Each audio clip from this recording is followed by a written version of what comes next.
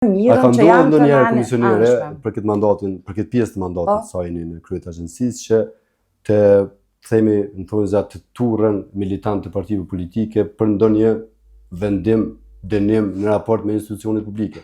Në momentin kur e kemi gjobit PSD-n, domethënë ne kemi pas edhe protestë para institucionet dhe ishte thënë edhe kryeministrit që në një farë mënyre është gjobit PSD-ja për ndikimin që mund ta ketë kryeministri në agjenci.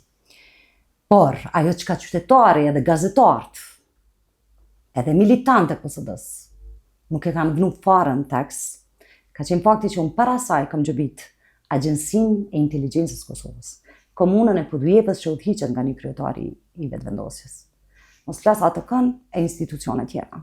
Do të thënë, ka qenë një tendencë e thjesht përdosjes së emrit edhe të pozitës së komisionerës për qëllime politike.